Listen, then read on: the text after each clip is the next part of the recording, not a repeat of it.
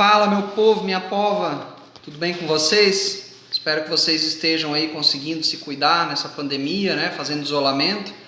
Eu tenho tido algum problema aí com acesso à tecnologia, né? Meu celular caiu e quebrou e já era. E aí eu tô passando alguns percalços aí, mas consegui hoje gravar um vídeo para vocês aqui. A gente vai conversar um pouquinho. Vou tentar ser bem sintético, tá? Porque eu não quero me estender, eu quero fazer um vídeo bem curtinho. Para a gente falar sobre democracia, tá? A gente começou na aula passada a falar de Grécia, né? Dentro da Grécia a gente vai ver que um dos assuntos mais importantes que a gente tem é justamente a questão da democracia, né? E a gente vai entender o que é essa tal da democracia, né? Onde ela surge, por que tem a ver com a Grécia e tudo mais, tá? Quando a gente fala de democracia, primeiro a gente tem que pensar o que significa, né? A gente ouve falar na TV, nos jornais, está na boca dos políticos, todo mundo comenta, o Brasil tem que ser mais democrático, tem que ter mais democracia. O que é a democracia, né? Democracia é a junção de duas palavras gregas, tá? Uma é demo significa povo, não tem nada a ver com coisa ruim ou outras coisas que vocês possam pensar. Demo é povo, basicamente, tá? E cracia significa poder, tá? Então democracia é poder do povo, né? O professor é esperto, né? Se pressupõe que uma sociedade que tem democracia, as pessoas têm um poder, né? E esse poder ele se manifesta, entre outras coisas, no voto, por exemplo, e poder escolher os nossos representantes, né? Mas não só isso, né? O direito de você criar partidos políticos, fazer parte de partidos, participar de sindicatos, de associações, né? Você organizar em ONGs, né? Você tem direito à liberdade de expressão, né? Uma das coisas importantes da democracia. Você pode criticar o governo, você pode ser livre, né? Essa é a ideia. Cada sociedade, cada época vai ter sua ideia de democracia. A gente precisa entender também isso. Não existe uma democracia que é a certa ou que é a melhor. Existe uma democracia que é a mais adequada dentro de cada contexto. Se a gente fala do Brasil, a gente tem a nossa Constituição de 88, né? Esse aqui é o texto da Constituição e ele traz uma série de princípios que orientam a nossa vida, né? E a Constituição, como ela não foi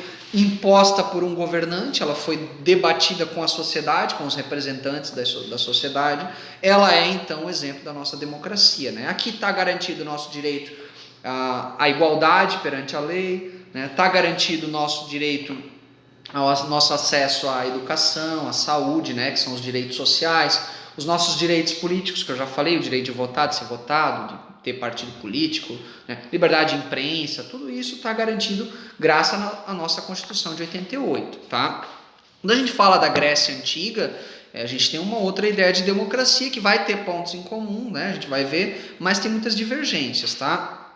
A ideia de democracia, tal como ela surge na Grécia, ela vai surgir numa cidade chamada Atenas, né? E talvez vocês já ouviram falar dessa cidade em algum momento, que talvez é uma das mais conhecidas da Grécia, né? Um camarada chamado Clístenes, né? Clístenes, anotem aí no caderno de vocês. Aliás, vão anotando, né? Conforme eu vou falando, vão anotando no caderno as informações, tá? O Clístenes, ele tomou o poder no ano de 508 a.C., tá? Século 6, né? Antes de Cristo. E o Clístenes, ele foi o primeiro camarada a pensar o seguinte, ao invés da gente simplesmente criar as leis e colocar elas para o povo, a gente podia organizar o povo e trazer ele para a vida política, né? É claro que o Clístenes não fez isso porque ele era legalzão, né? Como eu quero que o povo participe, né? Ele tinha interesse em ter o apoio do povo, né? Tinha interesse em ter mais popularidade e poder também governar por mais tempo, é claro, né? Mas o fato é que havia essa demanda na sociedade, né? Havia a organização de grupos que pressionavam, né, por participação. Então o Clístenes foi a pessoa que acabou cedendo a essas vontades, né? E ele criou então no ano de 508, ele criou uma nova constituição para Atenas, né, para a cidade de Atenas, e essa constituição garantia então alguns direitos para o povo, né? Entre eles o direito, por exemplo, de se organizar em assembleia, né? O que era uma assembleia? Uma assembleia era um local onde os cidadãos se reuniam, né? E eles debatiam sobre as leis,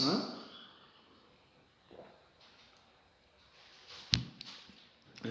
Além das assembleias, a gente tinha os tribunais, né? A gente tinha outros órgãos de representação da sociedade, onde as pessoas se reuniam para debater sobre os rumos, né, da cidade, o que fazer diante de problemas que surgiam e tudo mais.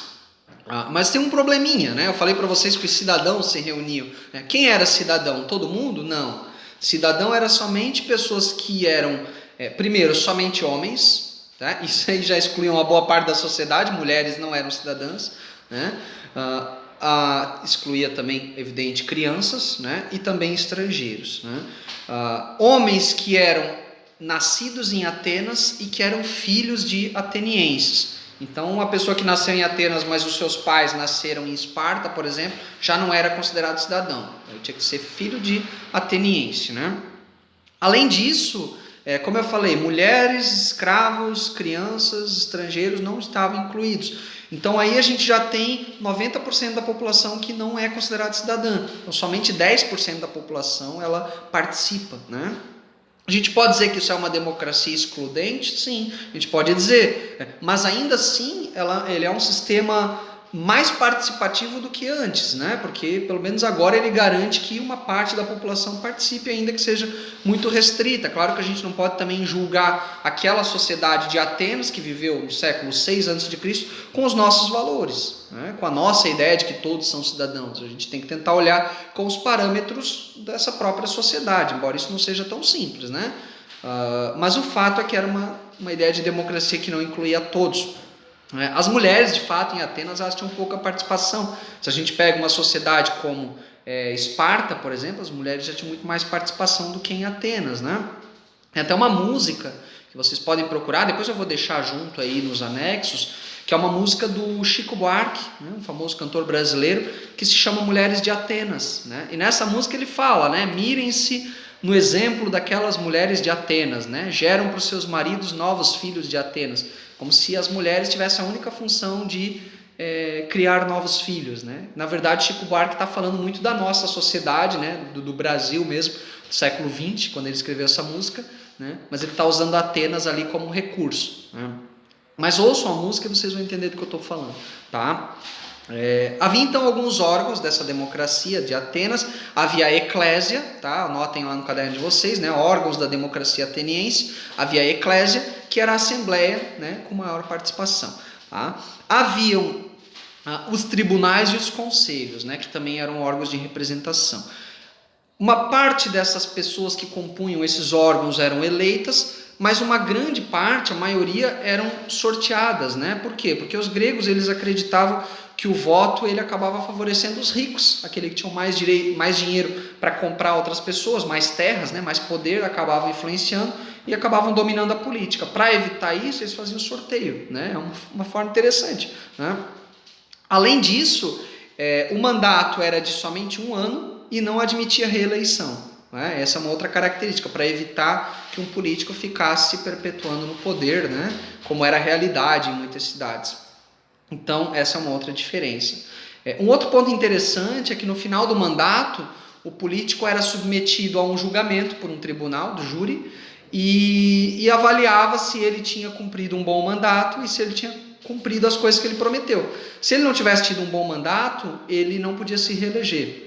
Aliás, ele não podia se candidatar em outro momento, porque a reeleição não havia mesmo, né? Mas não poderia mais se candidatar se não tivesse sido aprovado por esse tribunal do júri. É claro que isso também favorecia o uso político, né, do tribunal, de você favorecer um determinado representante, prejudicar outro. Isso aí também, né, é desde sempre, não é de agora, né? Essas são algumas características, eu não quero me estender, eu quero fazer um vídeo bem curtinho, tá? Num outro momento a gente vai falar de Esparta e de outras cidades, mas por enquanto vamos ficar com essas informações, tá? Como atividade, eu vou pedir para vocês fazerem o seguinte. Eu citei para vocês antes ali uma música que se chama Mulheres de Atenas, que eu vou botar aqui nos anexos. Eu vou pedir para vocês pesquisarem uma outra música, que não essa, tá? Não pode ser essa, uma outra música que fale ou de Atenas ou da democracia. Pode ser da democracia hoje em dia, pode ser da democracia na Grécia Antiga. Tem que ser uma música que dialoga com as coisas que a gente está discutindo aqui, tá? Vocês vão pesquisar essa música, pode pesquisar na internet, vão colocar lá no caderno de vocês. Vão botar a data de hoje, né? Vão botar o título, Democracia de Atenas, e aí vão botar a música. Primeiro vocês vão botar o nome do autor da música, do cantor, por exemplo, MC Serginho, e a música A Democracia no Brasil. Estou inventando, isso não existe, tá? Acho que ele nunca escreveu uma música com esse nome, né? Mas vocês vão botar lá, então, fulano de tal, música tal. E aí embaixo vocês vão botar duas coisas. Primeiro, vocês vão justificar por que vocês escolheram essa música, né? Ah, eu escolhi essa música porque me trouxe essa ideia, porque me fez pensar isso, me fez pensar aquilo, enfim, vai justificar a sua escolha. E num segundo ponto, você vai apresentar uma breve interpretação da música.